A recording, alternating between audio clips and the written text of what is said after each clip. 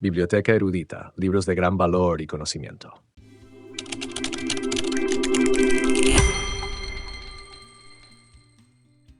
Hola a todos, bienvenidos a Biblioteca Erudita. Hoy vamos a hablar de un libro fascinante, Los enemigos del comercio, de Antonio Escotado.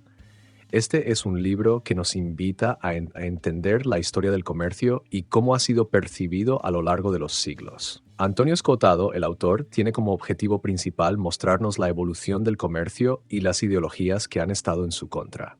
Nos lleva en un viaje a través de la historia, desde los primeros intercambios hasta el capitalismo moderno, pasando por las críticas y las resistencias que ha enfrentado este sistema a lo largo del tiempo.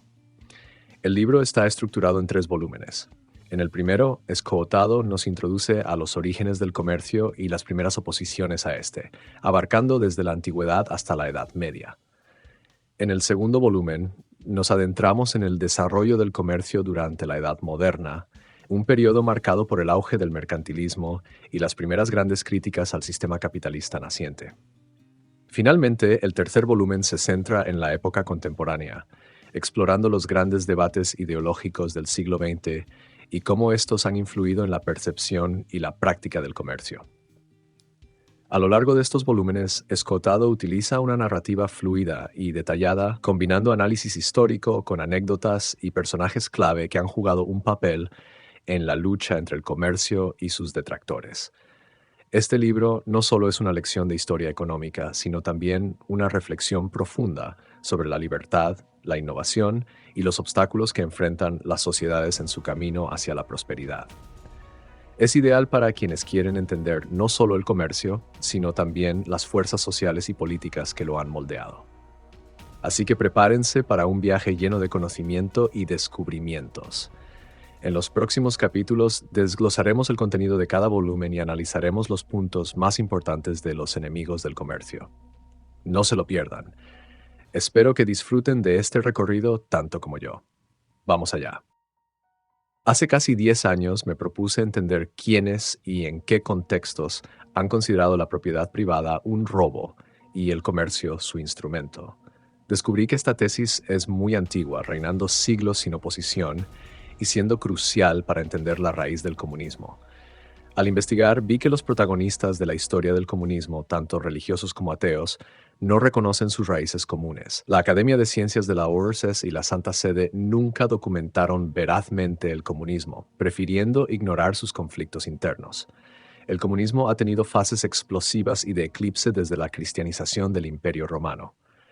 Platón, ignorado por sus compatriotas, inspiró la teología y ética cristiana, criticando la democracia como demagogia, pero la aspiración al autogobierno se mantuvo. Europa se convirtió en una cultura hegemónica, descubriendo cómo transformar la caducidad en innovación. La sociedad competitiva se construyó polemizando con su alter ego, exigiendo una identidad estrecha y demostrando ser capaz de crear desasosiego social. Un ejemplo inicial es el régimen de autonomía municipal de Julio César en el Imperio Romano, donde surgió la denuncia del comerciante como enemigo del pueblo. El comunismo occidental se expandió a 22 estados sin precedentes autóctonos al marxismo-leninismo. Incluso en tiempos recientes, el marxista ha adoptado una lectura alegórica de sus proposiciones radicales. Las democracias solo están a salvo de la demagogia mientras se mantengan prósperas. Occidente valora la igualdad humana, pero algunos limitamos este principio a la igualdad jurídica compatible con las más amplias libertades, mientras otros abogan por abolir compraventas y préstamos. Los alzamientos comunistas reconocidos comenzaron en la Baja Edad Media y continuaron en el Renacimiento con guerras campesinas, creciendo al ritmo de la sociedad comercial dentro del monolito clerical militar. Una fracción de desertores corría riesgos y los nuevos ricos eran acusados de lujo, enfrentando el milenarismo fanático de la Inquisición. La historia del comunismo es un diálogo entre libertad y sometimiento, desarrollándose junto al liberalismo. La igualdad patrimonial del comunismo se opone a la incertidumbre esencial para una vida llevadera, pero demuestra una capacidad de superación. La crítica es esencial para entender este fenómeno, describiendo un entendimiento repartido entre todos, responsable de convertir las impresiones en noticias. En definitiva, Los enemigos del comercio, nos invita a reflexionar sobre las raíces y la evolución del comercio y sus detractores, explorando la historia desde una perspectiva que busca entender la continuidad y la interdependencia de los fenómenos sociales y económicos. En su fragmento 251, Demócrito decía que ser humilde en una democracia es tan preferible a ser opulento en una tiranía como ser libre a ser esclavo. Siguiendo este pensamiento, exploramos la Grecia del siglo VII a.C., un lugar donde las masas revolucionarias, la lucha de clases y las guerras civiles eran comunes, a diferencia de China, India o Egipto. En Atenas, la violencia era tal que se recurrió a Solón, un árbitro que con sus leyes no eliminó la desigualdad, pero sí desató el mérito de la cuna, fomentando el esfuerzo individual. Las primeras democracias griegas nacieron cuando la clase media rural y urbana superó en número a nobles y parias, llevando al autogobierno sin gobernantes ni gobernados, protegidos por el sufragio y la separación de poderes. Este nuevo sistema permitió a los ciudadanos atenienses financiar sus equipos de combate y derrotar a las grandes masas persas. Sin embargo, las polis griegas fueron desgarradas por guerras civiles interminables, en las que las facciones se vengaban unas de otras, con masacres y confiscaciones, llevando a la eventual absorción por Macedonia y Roma. El proceso es más interesante que el resultado. La antigua religión griega veneraba el fuego y lo privado de un linaje, con ritos dirigidos por un eupátrida que cuidaba un patrimonio familiar. La estructura política cambió, limitando el poder del rey y dividiendo la propiedad, lo que fomentó la agricultura y la artesanía. Los tiranos, apoyados por el pueblo, promovieron el comercio exterior y la industria, lo que llevó a un auge económico sin precedentes. Con el paso del tiempo, la democracia ateniense tropezó con Esparta, una sociedad militar que despreciaba la libertad y el comercio, pero que logró derrotar a Atenas en la guerra del Peloponeso. La política ateniense de ese tiempo, guiada por líderes como Pericles, fomentó el comercio y la libertad, permitiendo que Atenas prosperara y se convirtiera en un centro de arte y conocimiento. La caída de Atenas y el ascenso de Esparta mostraron el contraste entre una sociedad abierta y una cerrada. Esparta, a pesar de su breve hegemonía, no pudo mantener su dominio y terminó como una sombra de su antiguo esplendor, mientras que la influencia de la cultura griega perduró, inspirando futuros sistemas democráticos y comerciales. El legado de Grecia como pionera en democracia y comercio nos recuerda la importancia de la libertad y la justicia como pilares de una sociedad próspera. Al final del periodo monárquico de Roma, patricios y plebeyos se unieron para establecer un sistema de derecho y gobierno basado en la separación de poderes y la limitación temporal de la legislación. La República Romana fue creada con 2 cónsules elegidos anualmente y un senado de magistrados vitalicios. Sin embargo, cuando el Senado intentó monopolizar el poder, el pueblo se rebeló, resultando en la creación de los tribunos de la plebe, quienes tenían el poder de veto sobre las leyes. Con el tiempo, los plebeyos lograron acceder a las más altas magistraturas, incluyendo al menos uno de los 2 cónsules, lo que impulsó el patriotismo y permitió a Roma expandirse militarmente, conquistando Italia, Macedonia, Cartago, Grecia, Iberia y la Galia. Los éxitos militares y los tributos de los territorios conquistados llenaron las arcas públicas, permitiendo la suspensión de la contribución territorial en 167 a.C. Roma era notable por ofrecer numerosos recreos y espectáculos populares y era conocida por su tolerancia religiosa, integrando los dioses de las tierras conquistadas en su propio panteón. Sin embargo, esta tolerancia fue desafiada por el judaísmo y el cristianismo, que Roma intentó reprimir por considerarlos amenazas fanáticas. El origen legendario de Roma incluye la historia de Rómulo, quien estableció un refugio para forajidos y obtuvo esposas para su grupo raptando a mujeres sabinas. Roma se distinguió por sus avances en ingeniería y arquitectura, como la Cloaca Máxima, y por su énfasis en la higiene y la salud pública. El derecho civil romano, desarrollado por particulares y basado en principios generales, sigue siendo una referencia importante. Sin embargo, el carácter romano se mostraba hostil al liberalismo, con una fuerte tutela estatal sobre la ciudadanía. El paterfamilias tenía un dominio absoluto sobre su familia, y el sistema valoraba la sumisión al Estado. El sistema económico de Roma no favorecía la innovación, y su desprecio por las técnicas modernas limitó su desarrollo agrícola e industrial. Los esclavos eran tratados con dureza y sus rebeliones eran frecuentes. La falta de flexibilidad en la economía contribuyó a problemas agrarios y urbanos a medida que Roma se expandía. La lucha de clases se intensificó con las guerras civiles, y aunque los hermanos Graco intentaron crear una clase media, redistribuyendo tierras y abriendo oportunidades políticas, sus esfuerzos fueron finalmente derrotados por la resistencia del Senado y la aristocracia. Julio César, un dictador populista, implementó reformas significativas para estabilizar la economía y mejorar la administración pública, aunque su asesinato dejó estas reformas inconclusas. Las guerras civiles continuaron hasta que Roma se transformó en un imperio bajo el mando de Augusto. Mientras tanto, las tribus germánicas del norte, caracterizadas por su autonomía y resistencia al autoritarismo, comenzaron a influir en el destino de Roma. Estas tribus, a pesar de su falta de desarrollo inicial, eventualmente adoptaron y adaptaron elementos de la civilización romana, contribuyendo a la transformación del mundo occidental post-romano. Octavio Augusto, sobrino nieto de Julio César, transformó Roma en un imperio próspero y pacífico durante medio siglo. Fue espontáneamente nombrado Pater Patriae por el pueblo y el Senado, y aunque consideró restaurar la República, su prudencia y visión lo llevaron a consolidar un imperio estable. Augusto urbanizó Roma, fundó numerosas ciudades y, con la llegada del tesoro egipcio tras la derrota de Marco Antonio y Cleopatra, logró financiar un ejército de 500.000 de hombres sin arruinar el país. Este ejército profesional se convirtió en un nuevo pilar del poder político, ofreciendo a los romanos una carrera de promoción social y garantizando la unidad del imperio. Roma se volvió un centro comercial impresionante, con aranceles moderados y una economía en crecimiento. Augusto también tomó medidas para moderar los precios y ofrecer crédito público en momentos de inflación, promoviendo un desarrollo económico equilibrado y sostenible. El imperio se convirtió en una comunidad de ciudades autónomas, con senados independientes y una creciente clase media.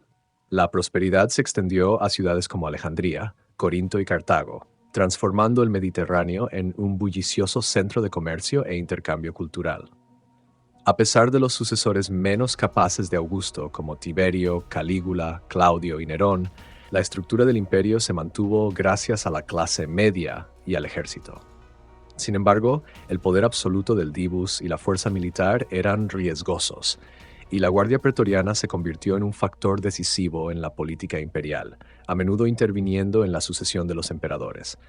En resumen, Augusto sentó las bases de un imperio próspero y estable, profesionalizando el ejército, promoviendo el comercio y urbanizando Roma, transformando la ciudad de Chabolas en una metrópolis de mármol y creando una estructura administrativa que permitiría al imperio perdurar durante siglos. Durante el reinado del faraón Amenofis IV, conocido como Ignatón, se instauró el culto a un dios único representado por un disco solar, marcando un primer intento de monoteísmo en la historia. Sin embargo, tras su muerte, el panteón egipcio fue restaurado. Años después, Moisés introdujo un nuevo monoteísmo con un dios inmaterial, Yahduá, quien exigía una obediencia absoluta y castigaba severamente la idolatría. Este dios, a diferencia de otros, se destacaba por su carácter belicoso y celoso, presentando una relación exclusiva y demandante con su pueblo. Jehová es venerado a través de sacrificios animales y exige una vida recta y obediente. La alianza con él se simboliza mediante la circuncisión y se ve como una relación monogámica donde cualquier desviación se considera una traición. A pesar de su severidad, algunos personajes como Salomón intentaron suavizar su culto, promoviendo la sabiduría sobre la guerra. La dispersión judía, iniciada con el exilio babilónico, expandió su cultura por el Mediterráneo. Los judíos que regresaron a Judea, como Esdras y Nehemías, encontraron resistencia de las masas rurales, pero lograron reconstruir Jerusalén con la ayuda de los persas. Esta reconstrucción también trajo la compilación definitiva de la Torá, estableciendo un código legal inmutable y relegando la profecía a superstición. En la diáspora, los judíos prosperaron como mercaderes y prestamistas, manteniendo su identidad y leyes, como la prohibición de cobrar intereses a otros judíos, aunque sí a los extranjeros. Esta separación entre nosotros y ellos fue fundamental para su cohesión interna, pero también generó tensiones con las culturas circundantes.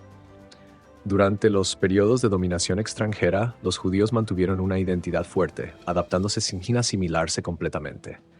La influencia helenística fue significativa, aunque a menudo conflictiva. Los judíos helenizados como Filón de Alejandría combinaron el judaísmo con la filosofía griega, mientras que en Judea se mantenía una sociedad más tradicional y agraria. El mesianismo judío, influido por el zoroastrismo, introdujo la idea de un Salvador que traería justicia divina. Este concepto fue esencial para la esperanza judía en tiempos de opresión, y se plasmó en la literatura apocalíptica, anticipando un juicio final y una resurrección. La radicalidad de este pensamiento mesiánico contribuyó al surgimiento del fanatismo religioso. Los fanáticos, dispuestos a morir por su fe, se convirtieron en un fenómeno inquietante para el mundo romano, que veía en ellos una amenaza a su estabilidad y orden. Este fervor religioso no solo buscaba la pureza ideológica, sino que también introdujo una nueva forma de resistencia basada en la fe absoluta y la esperanza en una justicia divina futura. Durante el reinado de Salomé Alejandra, la única reina de Israel, los conflictos internos entre moderados y mesiánicos se intensificaron, desencadenando una guerra civil y de liberación nacional que culminó con la intervención de Pompeyo y la ocupación romana. En este contexto florecieron múltiples sectas apocalípticas y violentas, destacándose los celotes y sicarios que luchaban contra la dominación romana y los judíos colaboracionistas. Uno de los primeros caudillos mesiánicos fue Judas Galileo, cuyo legado de resistencia fue seguido por líderes como Eleazar ben Jair y Ezequías. Estos grupos, conocidos como Hijos de la Luz, realizaban motines y guerrillas contra el dominio romano, culminando en episodios trágicos como la masacre de Masada en el año 73, donde los defensores optaron por el suicidio colectivo antes de rendirse. Las guerras judías contra Roma, especialmente la segunda y tercera, lideradas por figuras mesiánicas como Lucuas y Simón Bar Kokhba, demostraron la capacidad de estos movimientos para generar un caos significativo. La feroz resistencia culminó en devastaciones masivas, con miles de muertes y la destrucción de Judea. Estas guerras dejaron secuelas profundas, incluyendo la reubicación forzada de muchos judíos y la imposición de medidas represivas por los romanos. Entre las diversas facciones judías de la época, los esenios, saduceos y fariseos se destacaron por sus enfoques distintivos. Los esenios, una comunidad ascética y comunal, practicaban una estricta pureza ritual y rechazaban el comercio, considerándolo un acto de saqueo. Creían en la resurrección de la carne y llevaban una vida de estricta observancia, esperando el juicio final y preparando el día de las venganzas. Los fariseos, en contraste, se enfocaban en la educación y el cumplimiento de la ley mosaica, promoviendo un profesionalismo riguroso. Sin embargo, su percepción de hipocresía y avaricia fue duramente criticada por Jesús en los evangelios. Por otro lado, los saduceos, más aristocráticos, rechazaban la inmortalidad del alma y las retribuciones en el más allá, centrándose en la vida presente. El movimiento de los ebionitas, o hombres pobres, liderado por figuras como Juan el Bautista y Jesús, promovía un rechazo radical de la propiedad privada y del comercio. Practicaban el bautismo como símbolo de purificación y adherían a una vida comunitaria de desposesión y redistribución. Esta ideología pobrista se manifestaba en la denuncia de los ricos y la exaltación de los pobres y humildes. El programa ebionita, centrado en la desmercantilización de las relaciones y la vida comunitaria, presentaba una crítica directa al comercio y a la acumulación de riqueza. Jesús, en su vida pública, expulsó a los mercaderes del templo y predicó la necesidad de compartir los bienes y vivir en comunión. Este rechazo al comercio y la riqueza se extendió en su mensaje, promoviendo una sociedad de obsequios mutuos y preparación para el fin del mundo. En resumen, el periodo de conflictos internos y guerras contra Roma, junto con la diversidad de sectas y movimientos judíos, refleja una época de intensa lucha por la identidad y el propósito espiritual, donde el rechazo al comercio y la propiedad privada jugó un papel central en la ideología de los movimientos mesiánicos y pobristas. La promesa de salvación cristiana, clave en el ocaso de Roma, es una forma de liberarse del azar de la diosa Fortuna. A diferencia de otras sectas, el cristianismo primitivo no se aísla, aliándose incondicionalmente con Roma, pero sin aceptar el orden cívico establecido. Los cristianos promueven la ayuda mutua, considerando que las diferencias patrimoniales son un robo por parte de unos pocos. La comunidad cristiana se basa en el amor, donde el fiel se siente lleno de Dios y a la vez infinitamente débil. Jesús, siguiendo la tradición profética, ve al hombre como un siervo pecador que debe corregirse. Propone una igualdad material genuina, centrada en salvarse del infierno y evitar privaciones al prójimo. El fiel debe dar sus bienes y amar al enemigo, promoviendo la benevolencia incluso hacia los agresores. El relato del Nuevo Testamento muestra a Jesús predicando en Jerusalén y siendo acusado de blasfemia y alterar el orden público. Su sacrificio simboliza la reconciliación con Dios, transformando a Yahuwah en un Padre clemente de toda la humanidad. La tradición judía, tras la destrucción de Jerusalén, se enfoca en la ley y la existencia secreta. Los fariseos, supervivientes del cataclismo, reinterpretan la ley buscando respuesta y consuelo. Los judíos emigran dedicándose a oficios especializados, mientras su identidad se basa en la interpretación de la ley. El mensaje evangélico cristiano, pese a su rechazo al comercio y el anarcocomunismo ebionita, evoluciona con Pablo de Tarso. Pablo organiza la iglesia, estableciendo un cuerpo de doctrina unitario y multifacético, convirtiendo el cristianismo en una secta ecuménica. Sus epístolas abogan por un trabajo diligente y un rechazo al pobrismo, manteniendo la servidumbre como institución. La opinión pública, inicialmente crítica con los cristianos, cambia con el tiempo. Los cristianos, antes vistos como pirómanos y mendigos, ganan respetabilidad social. En el siglo III, su fe se considera absurda pero benevolente, atrayendo a todos los estratos sociales y enfrentando persecuciones masivas. La crisis del siglo III en Roma, marcada por guerras civiles y desintegración económica, lleva a una reorganización de la miseria y la militarización del comercio.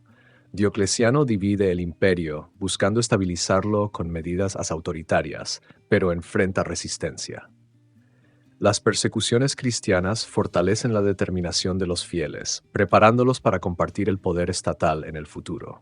Así, el cristianismo se convierte en un poder independiente, influyendo profundamente en la estructura social y política del Imperio Romano, llevando a la eventual transformación del mismo en una entidad cristianizada. Diocleciano abdica, dejando un imperio inestable, y las guerras resultantes llevan a Constantino al poder apoyado por legionarios cristianos y sus comunidades. El Edicto de Milán en 313 marca el inicio de la cristianización del imperio, permitiendo la libre práctica del cristianismo y devolviendo propiedades a la Iglesia. Aunque la economía sigue en declive, la Iglesia se fortalece, amasa patrimonio y asume funciones administrativas, contribuyendo a la estabilidad. Constantino, venerado como santo, adopta una política que compagina los intereses eclesiásticos y estatales, reforzando la estabilidad y consolidando la Iglesia como una entidad poderosa. Su reinado, aunque marcado por la crueldad y represión de la oposición, es considerado un periodo de paz y prosperidad. La leyenda de su conversión al cristianismo antes de la batalla refuerza su imagen religiosa y, aunque su apoyo varía entre facciones cristianas, la religión se establece firmemente. Juliano, sucesor de Constancio, intenta restaurar el paganismo y restablecer la tolerancia religiosa, pero su reinado es breve. A pesar de su esfuerzo por reavivar la piedad antigua y limitar el poder cristiano, su prematura muerte impide un cambio significativo. Los emperadores sucesivos, como Valentiniano y Teodosio, continúan consolidando el cristianismo, suprimiendo el paganismo y fortaleciendo la Iglesia. Las políticas de los emperadores, como el endurecimiento de las leyes fiscales y la persecución del paganismo, transforman la estructura social y económica del imperio. La presión fiscal, las restricciones de movimiento y la consolidación del poder eclesiástico contribuyen a una sociedad cada vez más controlada y dirigida por la Iglesia. Los templos paganos son saqueados y destruidos, y la educación se reorienta para promover el cristianismo. La desaparición de la Biblioteca de Alejandría y otros centros de conocimiento refleja una revolución cultural profunda, donde el dogma cristiano reemplaza las tradiciones académicas y filosóficas antiguas. La veneración de reliquias y mártires se convierte en una práctica central del culto cristiano, marcando el triunfo del nuevo orden religioso sobre el antiguo paganismo. La revolución cultural que acompaña a la consolidación del cristianismo como religión oficial del imperio incluye la eliminación de bibliotecas públicas y privadas, así como la persecución de paganos, herejes y judíos. Las sinagogas y templos son incendiados y comunidades enteras son masacradas. Constancio, en su afán por suprimir el paganismo, establece campos de exterminio y la secta maniquea se convierte en un objetivo importante debido a su capacidad para atraer a seguidores fervientes con un cristianismo modificado y enriquecido por elementos zoroástricos y budistas. Mani, el fundador de esta secta, combina elementos de diferentes religiones para crear un culto con rituales detallados y una cosmología compleja. Los maniqueos, al igual que los cristianos, son perseguidos por su rechazo al paganismo y su estilo de vida comunal. A pesar de la persecución, las comunidades maniqueas se extienden y dejan un legado en Occidente que incluye la celebración del domingo y la práctica de la confesión. Mientras tanto, el monacato cristiano florece con figuras como San Antonio y San Atanasio, quienes promueven una vida de pobreza y abstinencia. Los monjes que se retiran al desierto para vivir en penitencia inspiran a muchos y crean comunidades eremíticas que eventualmente se organizan en monasterios más estructurados. El turismo piadoso surge con peregrinos viajando para ver a estos santos, lo que impulsa el desarrollo económico en algunas regiones. Los primeros padres de la Iglesia, como San Ambrosio, San Jerónimo y San Agustín, son figuras clave en la formulación de la doctrina cristiana y en la dirección de la Iglesia.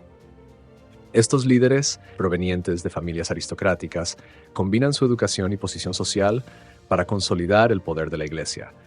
Promueven el ascetismo y critican la propiedad privada, viendo la riqueza como una usurpación y un vicio social. La teoría de la propiedad desarrollada por estos padres argumenta que los bienes terrenales fueron creados para todos y que la desigualdad es fruto del pecado de la codicia. La limosna no es un acto de generosidad, sino un deber moral. Esta visión se refleja en sus escritos y sermones, que tienen una influencia duradera en la Iglesia y en la sociedad. A medida que la Iglesia se adapta y consolida su poder, enfrenta tensiones internas y externas. Los conflictos entre diferentes facciones cristianas como arrianos y católicos y la competencia entre ciudades importantes como Constantinopla y Alejandría demuestran que la unificación bajo una sola fe no está exenta de desafíos. La Iglesia se convierte en un poder político y económico formidable, capaz de influir en el curso del imperio y más allá. Las últimas décadas del Imperio Romano de Occidente estuvieron marcadas por césares que eran poco más que marionetas, gobernando un territorio en constante reducción. En este contexto, Roma pasó de ser una metrópolis a una ciudad con apenas 60.000 habitantes, rodeada de un Lacio sumido en la malaria. La inestabilidad y las migraciones hacia tierras gobernadas por francos, borgoñones y godos reflejan la desesperación de los romanos por escapar de la decadencia y la corrupción imperial. Los bárbaros que derrocaron a Rómulo Augustulo y establecieron reinos en tierras romanas no eran meros destructores. Figuras como Odoacro y Teodorico el Grande, nuevo Trajano, trabajaron para estabilizar y revitalizar sus dominios, fomentando el comercio y la tolerancia religiosa. Este periodo de relativa estabilidad es recordado con nostalgia por las generaciones posteriores. Ataulfo, el visígodo, ejemplifica esta paradoja. Intentó inicialmente borrar a Roma para crear un imperio gótico, pero pronto se dio cuenta de que sin el derecho y las leyes, el orden sería imposible. Por ello, se propuso restaurar la gloria de Roma con la energía gótica. Los conquistadores bárbaros, pese a su fama de salvajes, valoraron y adaptaron las estructuras romanas, como muestra la decisión de Odoacro de mantener el Senado. El sistema social que surgió, conocido como la paz de Dios, combinaba elementos del cristianismo y las tradiciones bárbaras, creando una nueva estructura en la que los señores y la iglesia gobernaban sobre los villanos, campesinos, quienes a cambio debían contribuciones y servicios. Este sistema fue reforzado por la idea de que el gobierno derivaba de la gracia divina. Y aunque los señores eran laicos o eclesiásticos, todos tenían que demostrar su magnanimidad y proteger a los sometidos. En este contexto, los villanos, todos aquellos fuera de la nobleza o el clero, estaban obligados a trabajar y a rendir pleitesía a sus señores.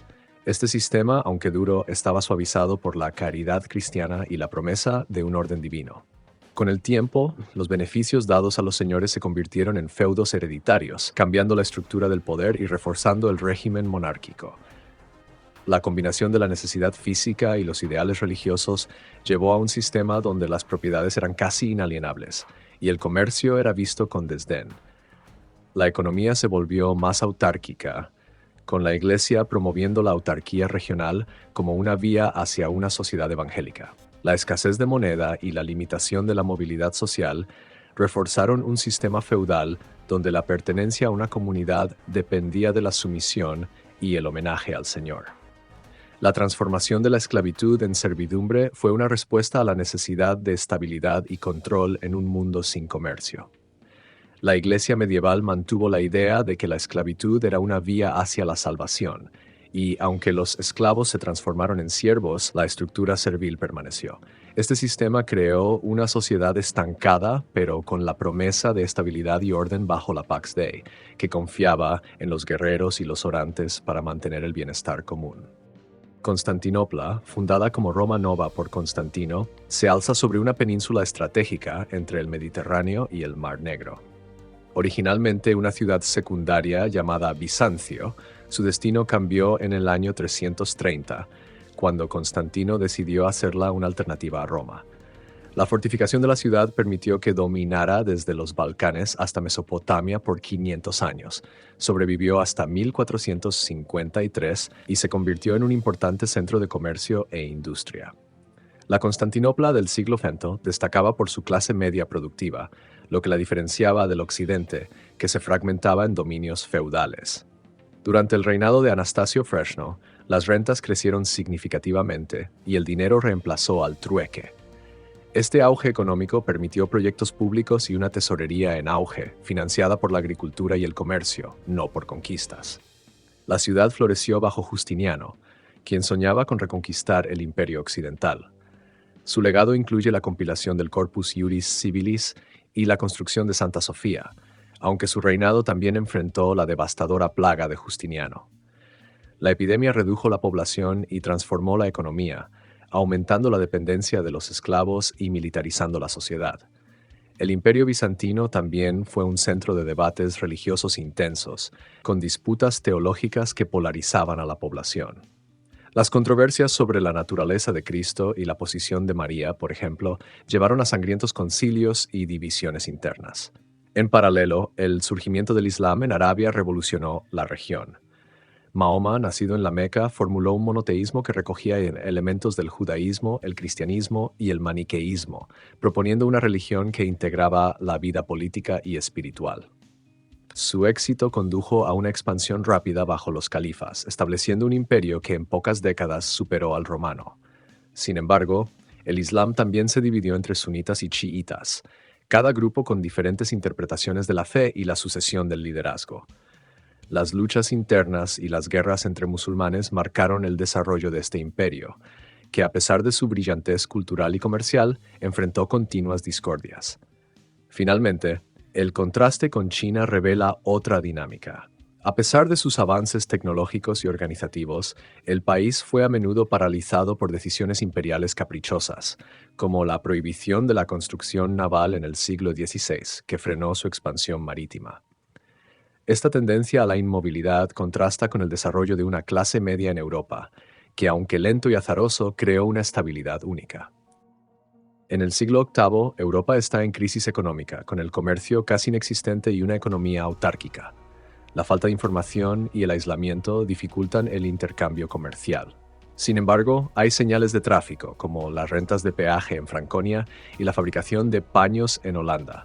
Los normandos y varegos, expertos en navegación, se expanden y saquean, estableciendo rutas comerciales y reinos. Esta actividad revitaliza los intercambios comerciales. El feudalismo surge, con monarcas perdiendo poder ante señores locales, obispos y duques que se convierten en autócratas regionales. La descentralización mejora el comercio, ya que los administradores locales buscan aumentar las rentas de sus dominios.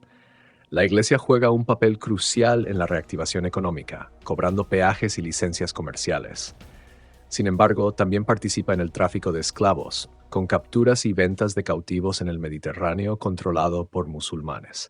A pesar del estancamiento y la miseria, siervos fugitivos crean una nueva economía de comercio ambulante, desafiando las instituciones para mantener abiertas las rutas comerciales y proteger las caravanas de mercancías. La confesión, que pasa de ser un rito colectivo a uno individual, ofrece consuelo espiritual y absolución, influenciando profundamente la vida de los fieles. A medida que Europa se descentraliza y enfrenta nuevas amenazas, surgen cambios que llevarán a la revitalización económica y social, sentando las bases para la eventual recuperación y desarrollo. Gracias por acompañarnos en esta primera parte del resumen de Los enemigos del comercio. Esperamos que hayas disfrutado y aprendido mucho de este fascinante libro. No olvides darle me gusta al video y suscribirte a nuestro canal Biblioteca Erudita si aún no lo has hecho. Gracias por ser parte de nuestra comunidad de suscriptores. Activa la campanita para no perderte los mejores resúmenes de libros de gran valor y conocimiento. Comparte este video con tus amigos y familiares.